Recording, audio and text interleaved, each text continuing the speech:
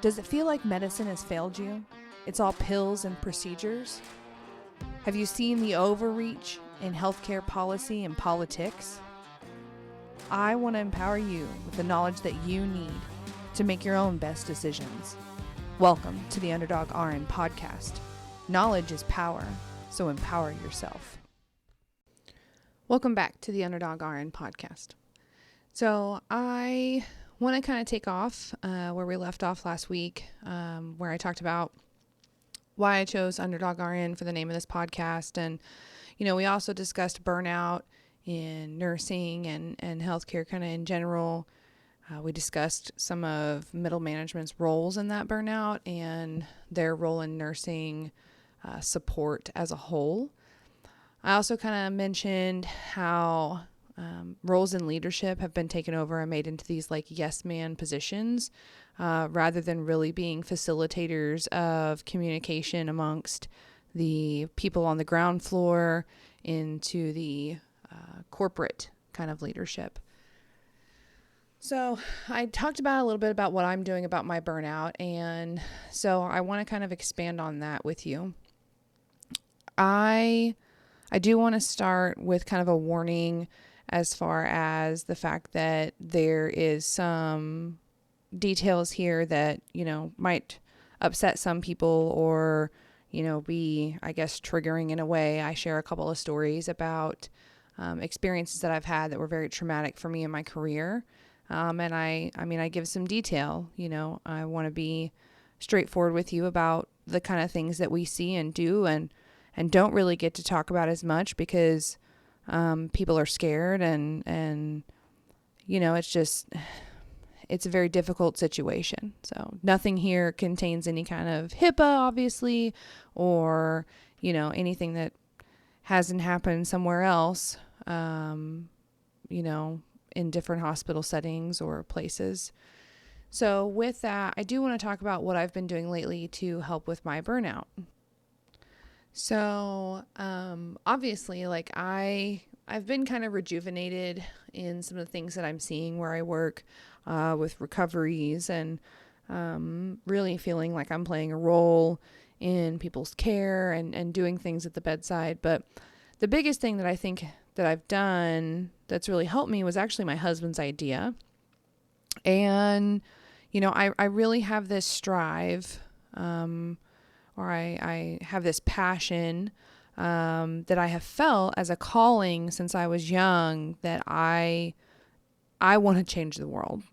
As crazy as that might sound or extreme, it's true. It's just true. I do. I want to change something dramatic. Like I want to be a part of, something great happening. And so with this, I've obviously been driven to healthcare. Like that's just my passion. It's my niche. It's what I love. I can sit and talk healthcare, ask my husband for days and days on end. And so as I have grown in my career and the longer I've been a nurse, I've really started to narrow down what that looks like. I think I talked about this a little bit where I started out my career wanting to eventually go on to a nurse practitioner. Then I realized how broken the system is, and then I decided I wanted to go into admin and bridge, that corporate reach with, those on the front lines. Like I'm the person that is not afraid to walk into administration's office and say things or even make a point of taking everything up the chain of command however much I need to because it's just the right thing to do. I've been listening to Jordan Peterson a lot, and he really goes over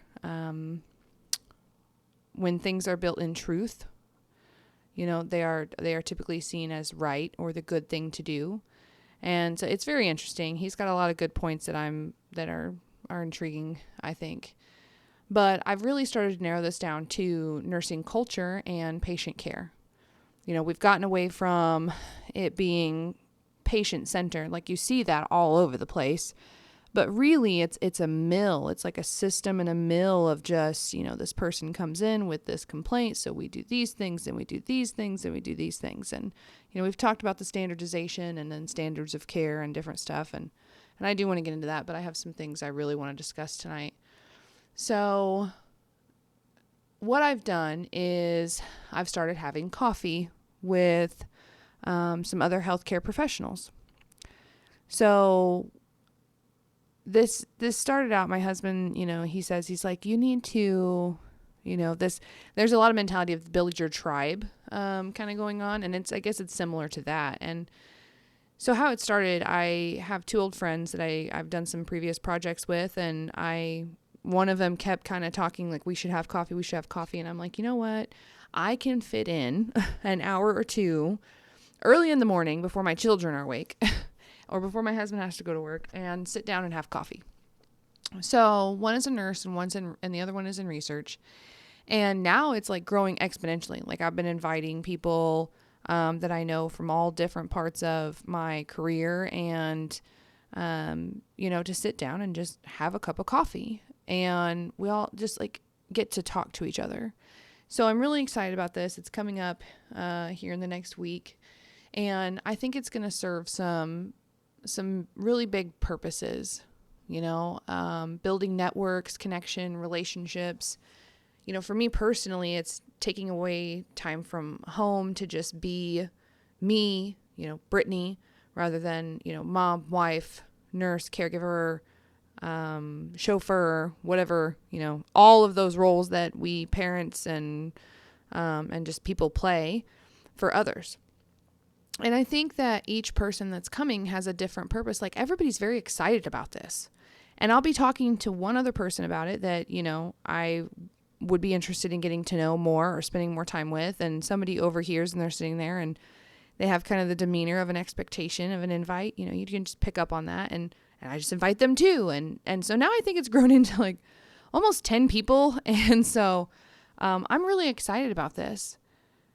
I think as healthcare professionals, like we are seeking that kind of companionship or friendship right now.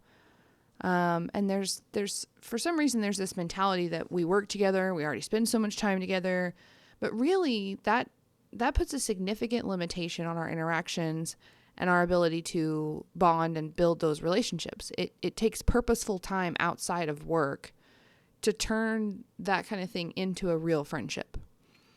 And so there's this bond. There's this bond amongst healthcare workers, and I think that there's actually research into trauma bonding amongst them just because of the things that we see in what we do, the experiences that we have. And frankly, I think that there's an argument to be made that it's a somewhat stronger bond than you see in a lot of other professions because of these interactions, these experiences, the emotional involvement, and frankly, the long extended periods of time we spend together.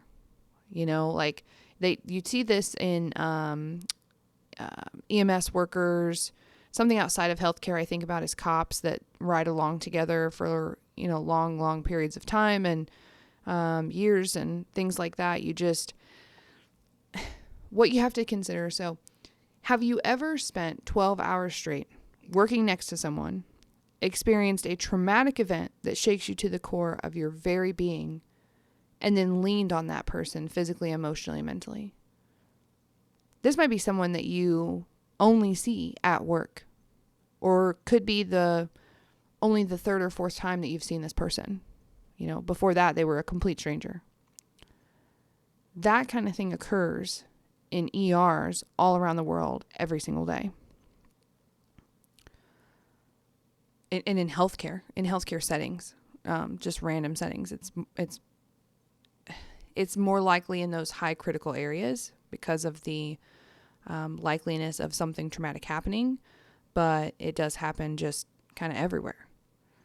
This experience for me in the ER, I had a patient pass, and this was exceptionally tragic. And a lot of people think, it's children, and those hit a whole nother level. But no, this was a middle-aged man who had a blood clot we didn't know about because he also had pneumonia. And so that was ruled in as the cause for his symptoms. And the whole shift, everything was so overwhelming. We were short-staffed.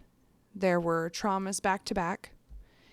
And just a multitude of other factors that went into this.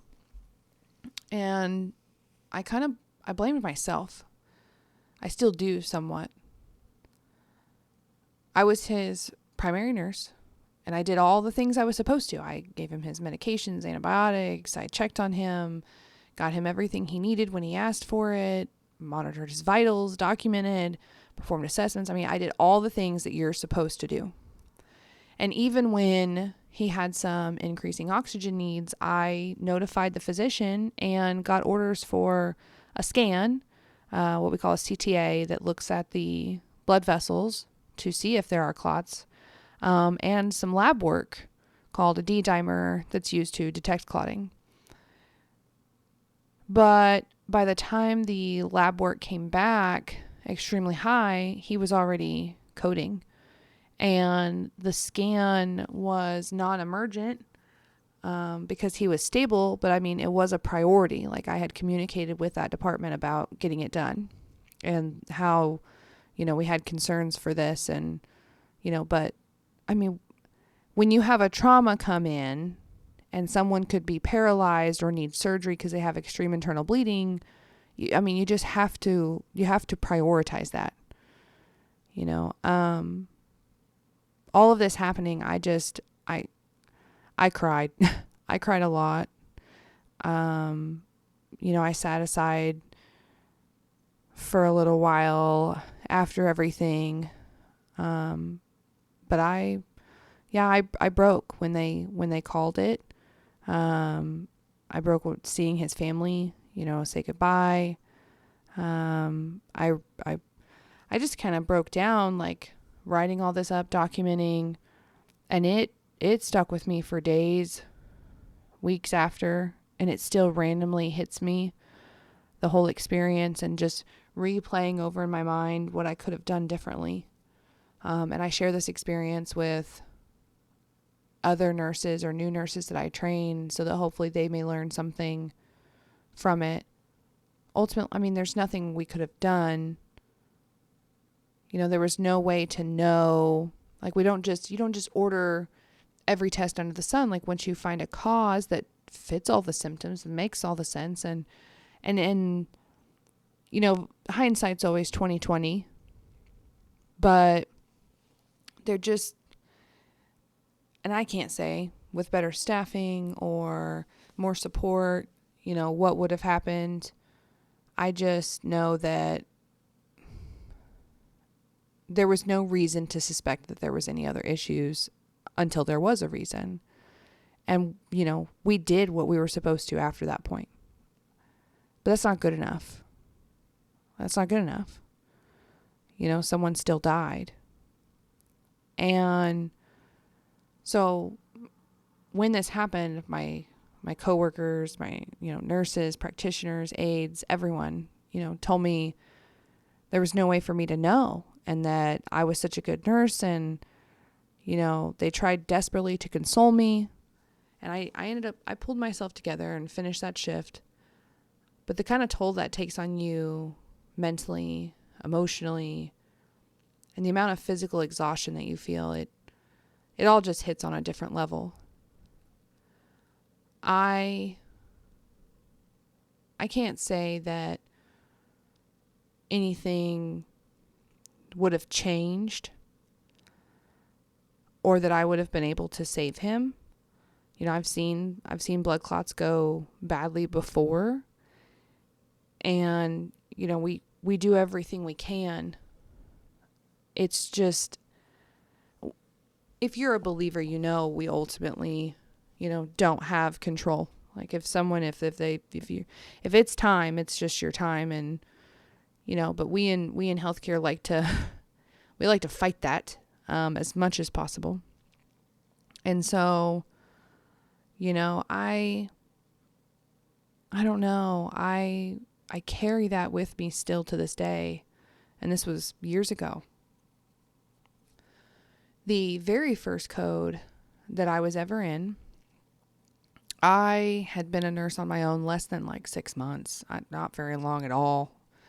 Maybe even 3 months. I'm not sure. It was not long.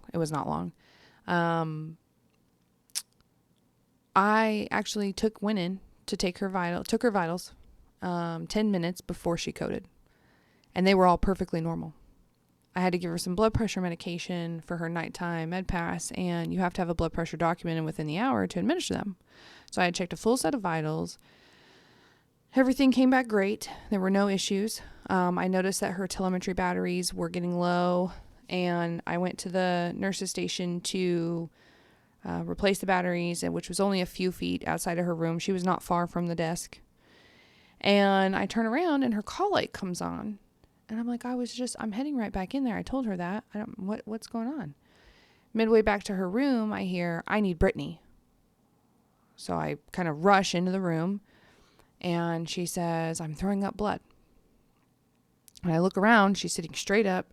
She looks absolutely panicked and terrified, but there's no blood anywhere. So I have no idea what she's talking about, but I'm a new nurse. It freaks me out. I take her seriously. So I grab a basin and handed it to her, and within seconds, like, her entire body just heaves like this wave, and she vomits this massive amount of bright red, foamy blood.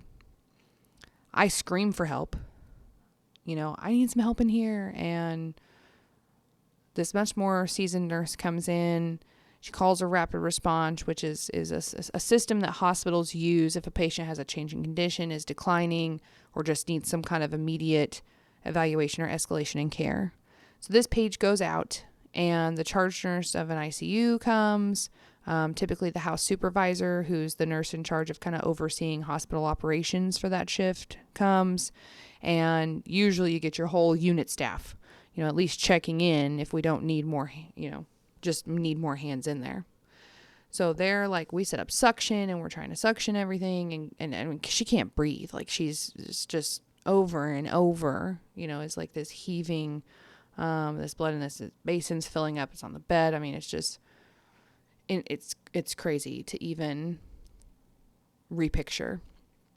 And I'm answering all of the other nurses' questions that they're asking me about her case, her history. I was always one of those nurses that, read the doctor's note, wrote down their history, wrote down their chief complaint, where we were, what we were doing, all of it. Like, that's one of the first things I did. I got really good at that really quickly, about where to pull the information that I needed so that I had a full picture of what was going on. And so I'm answering all their questions, and there's just nothing there that would make you suspect any of this. I mean, she was supposed to discharge the next day. And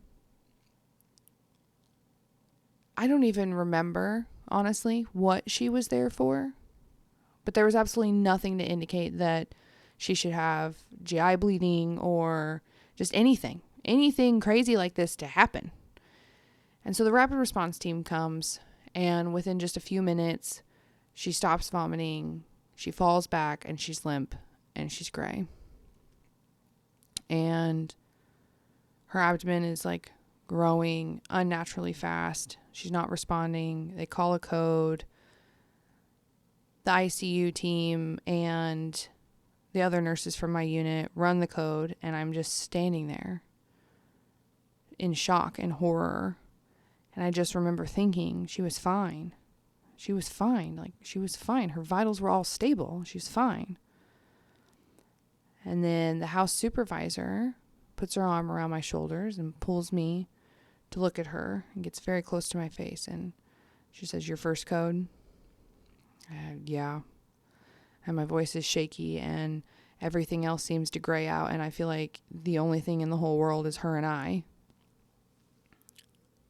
Watch and learn. Watch what they are doing and learn. That's what she tells me. She turns me back to the scene and starts explaining each thing they are doing and why they are doing it.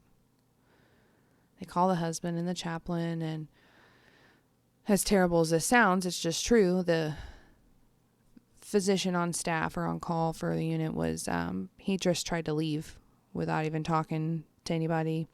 And the charge nurse was not having that. She told him, like, you're the physician. You need to talk to them. She's a new nurse. You're not leaving her with this, leaving without speaking to the family. I mean, we had no answers, and that was his thing. Like, we have no answers. We have no idea what happened. There's no reason. There's no history. There's nothing that would indicate this. And, there's no way to tell.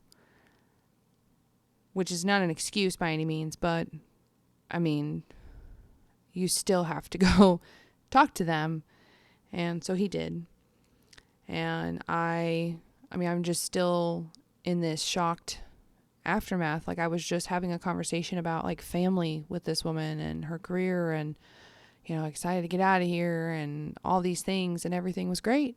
Like, I came in, it was a great shift. I was in a great mood. Everything was going wonderful. So I did her aftercare. And that's kind of where we make sure that that they're clean and, jewelry or personal belongings are collected and given to the family. And, I just took care of all the things. And then I remember her husband talking to me, and, I never found out what it was. It bothers me to this day. I have no idea. I mean, all of the staff that were there, the physician, the house supervisor, everybody that was there and saw everything, obviously they suspected something that ruptured. And looking back now, yes, like that's most likely the case, that some major vessel ruptured, and there was nothing we could do. You're not gonna stop that. It was minutes. And after everything was taken care of, I was pulled off the floor for a little while to just kind of sit and process. And, the team of nurses that I was working with supported me and helped with make sure my other patients were taken care of. And, I'm pretty sure those nurses that helped me still work this same unit, but they were there for me in one of the most traumatic moments of my entire life. Not my career, my entire life. And I didn't grow up with a silver spoon in a, gated community. So in healthcare, it's different.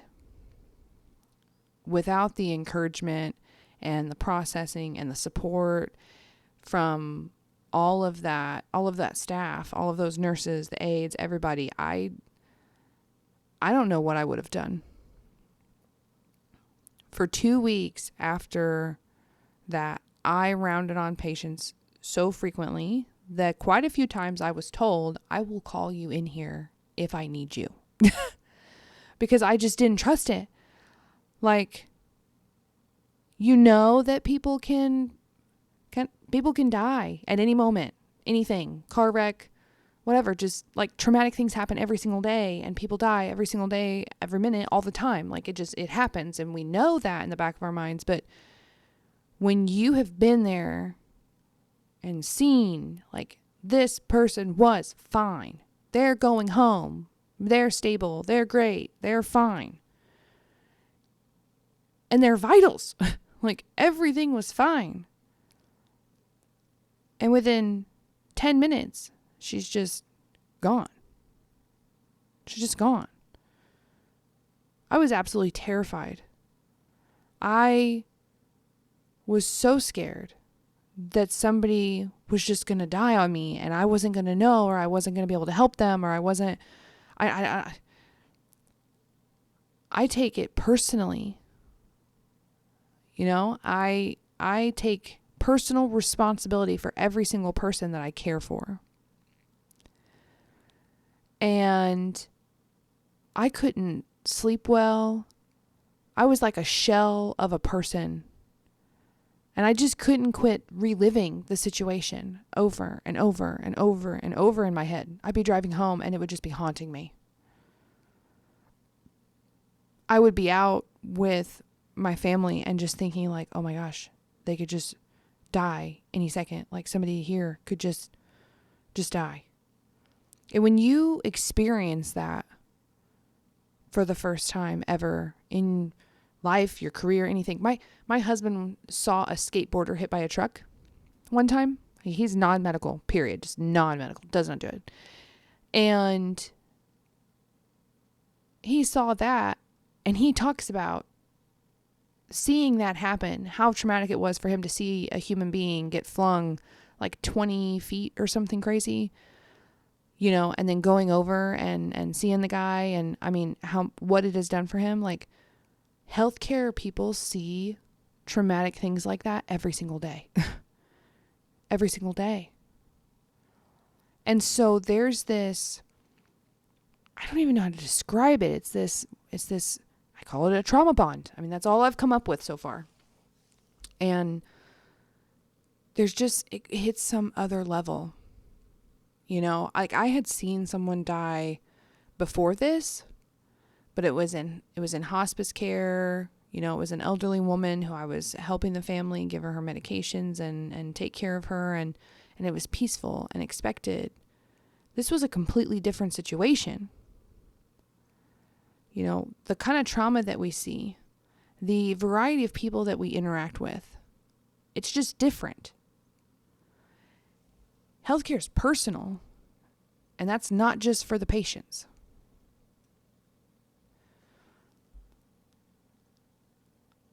I really believe that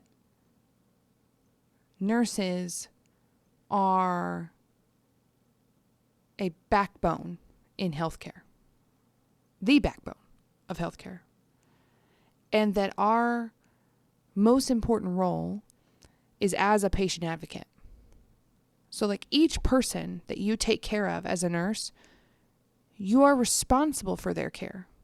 Now, they don't have to accept it. They don't have to like it. They don't have to, want it necessarily. I mean, there's all kinds of confused people that will refuse everything, but you can't just let them sit in their own urine, even if they say no. There's a lot of gray areas there, but we are supposed to be what I deem medical interpreters. We are the bridge for every person and their healthcare needs, education, information, all of it. Like, as nurses, you provide the personal care, educate people on it, their medications, disease processes, procedures. Nurses are the ones that hold your hand while, this nurse anesthetist or anesthesiologist pokes this giant needle in your back so that you can have a C-section because your baby went into distress and you're terrified so much that you're shaking and you're carrying the most precious thing in the whole world to you inside of your own body.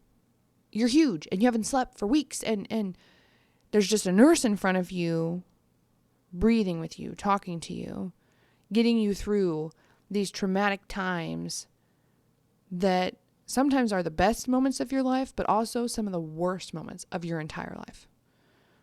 We see the most intimate moments of people's lives, good or bad. Some of us have the privilege of holding a new life that is brought into this world before anyone else. And sometimes we are the only people someone has year after year after year until they pass on to the next life. And then we get all those moments in between. And there's this bond that occurs that just builds when you do these kinds of things with other people, even complete strangers. It's so much more than just a career or a job you show up to. And we've somehow gotten away from a lot of this. There's been a loss of compassion, respect, and dignity that comes with all of this. And I see a whole lot of fear on both sides of the aisle, the people receiving care and the people giving it. I see a lot of burnout, exhaustion, and just a lack of dedication or give all. And I want to restore that. I want nurses to be recognized for what they do, to have this personal relationship with their patients, and to be more than just a set of scrubs. Nursing is a prestigious, invaluable vocation. We are held to a higher standard.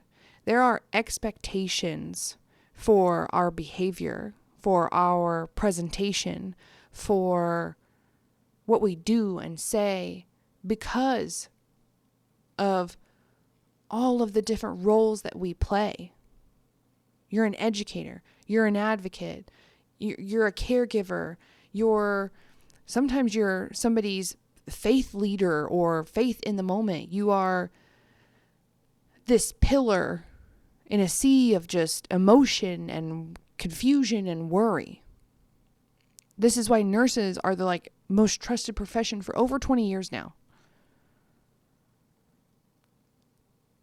And the kinds of things I see in these Facebook groups with the bickering, picking apart other nurses on processes, like how to check a blood sugar and shaming them and just around being vicious to each other. It's deplorable. We cannot keep on this road. I'm better than you because I work on this unit. And I'm better than you because I work on this unit. And those nurses are just awful. And I just don't get it. Like when I call report, receive report, talk to another nurse from another facility, period, no matter where it is, I'm like, hey, I hope you have a great shift. And if it's close to the end of the shift, I'm like, hey man, I hope you had a good day. And if it was a rough day, I hope you go home and you rest and just have a good night. And it typically catches a lot of them off guard. And they're like, well, hey, thanks, you too. Like just that little bit of kindness, that little bit of, hey man, they could also be having a really bad shift. Or, hey, they could be very overwhelmed right now. They could have, traumas rolling in and just a million things they have to get done still. We just you can't know. And I know a lot of nurses that work in these high acuity areas where, and I think I'm guilty of it too, to some degree, where you're like, oh, I love this and that. And I have all this knowledge and everything and looking down, especially like skilled nurses. Like, I don't understand that because those people take like 30 patients, that's not an easy task in itself either. I've never done long-term care, but I can tell you what, there's a reason a lot of nurses don't want to. You're beyond short-staffed and the ratios are insane. But we can't continue to take out all this stress from the fear of losing our license, the fear of, our jobs, our employers, or not feeling heard from our employers, being short-staffed, being assaulted, being emotionally and mentally abused, and any of the other appalling things that happen to healthcare workers that I hear about and see happening every day. We are a united front. We have got to come together and build each other up and support one another. We've got to engage in activities that push back against these obscenities. We've got to support each other in staffing ratios and fighting back for legislation and actual action when someone is assaulted. I don't care if you're under the influence of drugs, alcohol, whatever it may be. If you act crazy and you punch someone, kick someone, bite someone, scratch someone, like no one deserves to be assaulted in their job. Period. So I'm starting with coffee and this podcast, and who knows where it'll go from there. I'm a dream big kind of person. I want to do more, and I will. We are all in this together, and it's time to empower yourself. We are the backbone of healthcare. We are a force to be reckoned with when we are together.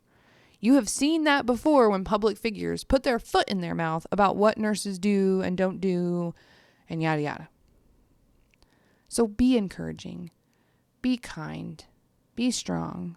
Know that you are not alone. And that goes for all healthcare professionals out there. Like, I support you. We are all in this together. I'm out there at the bedside with you right now. One shift at a time, 1 hour at a time, one cup of coffee at a time. We can rebuild this system.